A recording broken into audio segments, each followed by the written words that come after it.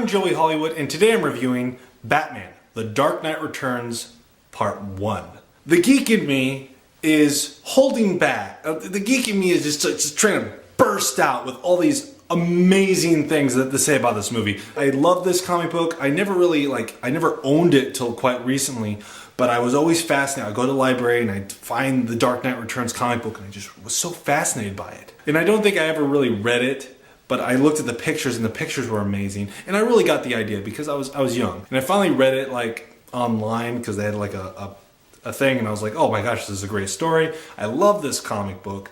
I've been trying to get around to buying it for years, and what took me to get to buy the comic book was this movie. And I appreciate the comic book even more so now that the movie's out. And I want to make it very clear that this is a very faithful adaptation of this comic book. It is actually now, I consider, one of my favorite comic book movies ever, and is a cartoon. So I can proudly say I love this movie, and I love the comic book. The source material is much better than the movie, but the movie is a very faithful adaptation, and it's not just faithful, it brings stuff new to the table, and it's not like, oh, they changed that, I don't like that. No, it's like, they changed that, but I don't really care because this is flipping awesome. For those of you who are not aware of the comic book or what this is about, okay, Batman is 10 years after Batman's retired. Batman's about 60 years old. So Batman's been out of the picture for like 10 years. He's old, he's got a mustache, and he's voiced by Peter Weller. He's looking around and he sees that Gotham has just gone to hell. It appears that Gotham just can't function without the Batman. Out of the blue, Batman just decides to be Batman again. He remembers what made him, what that drive was, and he was like, I'm gonna go be Batman again. And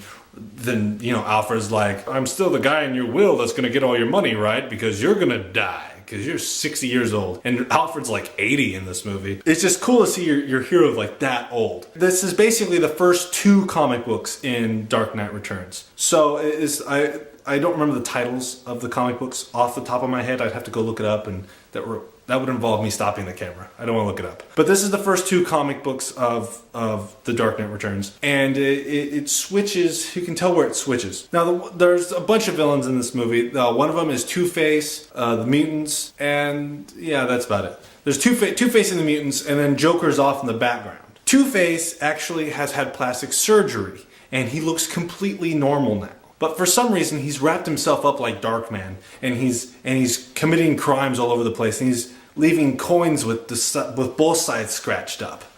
And so they suspect that Two-Face has just ripped his face up because he can't cope with looking normal. He's been ugly for so long. They suspect he's all gross now. He's trying to kill himself in this big climactic, you know, when I say climactic, this movie hits a climax 2 times in the movie. It's great. He's trying to kill himself, which is different from the original comic book. He wasn't trying to kill himself in the original comic book. He was trying to, I forgot what he was trying to do. But anyways, he's trying to kill himself in the movie, and Batman stops him. And there's I'm not going to give it away, but when they take off the Darkman bandages, you see something that you weren't really expecting, and I think that was really cool. The way they adapted that onto the screen was really interesting. I did enjoy that quite a lot. Then it moves on to the more main villain of this particular movie, the mutants and the mutant leader. I gotta say, it was just awesome seeing this big old tank driving down a mountain. But I mean, it's just awesome. Then he fights the mutant leader, and Batman gets his butt handed to him. And this is where he meets the new Robin, Carrie Kelly, who's a ginger. Batman, like, if Batman wasn't so Batman's just kind of far gone. You get this vibe that he's just not all there. And he just accepts that this girl as the new Robin is because it's undertones of he's lonely. He needs someone by him. And in the comic books, he's talking to Dick Grayson, and Dick Grayson's not there. So he's just talking to himself in his head. They didn't include that in this movie because they took out the internal monologue and it just wouldn't work. It's made apparent, and it's done very well. The voice actors in this movie are incredible.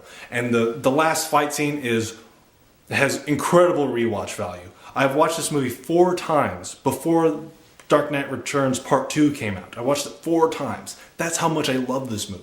Everybody's great in it. The only I take that back. The voices of some of the mutants were just kind of goofy, and it just killed some of the scenes.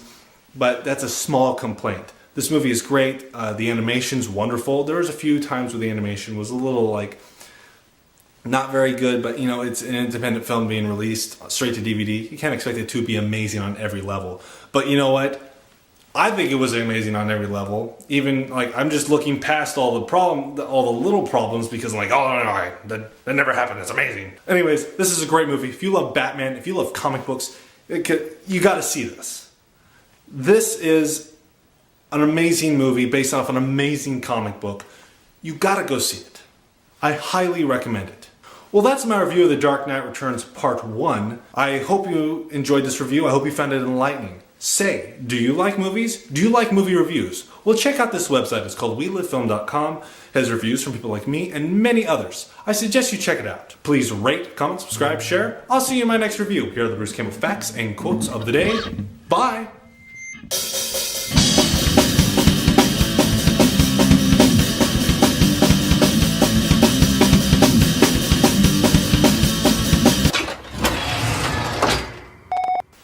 So, out of curiosity, what is your favorite Batman movie?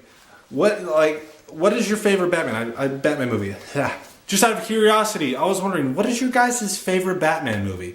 Mine personally is the 1989 Tim Burton classic, following with a close second with Dark Knight Returns Part 1 and 2. That follows at a close second. I consider that the same movie. And then my third favorite is Batman Returns, the other Tim Burton one. I know I'm going to get a bunch of uproar from that. That's just my childhood, man. That's when I think of Batman, I think of those movies. New movies, not so much. But let me know your opinion. I would like to know what your favorite Batman movie is. Just let me know. Or your favorite comic book. Favorite comic book, like Nightfall or this one. Just let me know. Get in the comments, man. Come on. You know you want to. All right, see ya.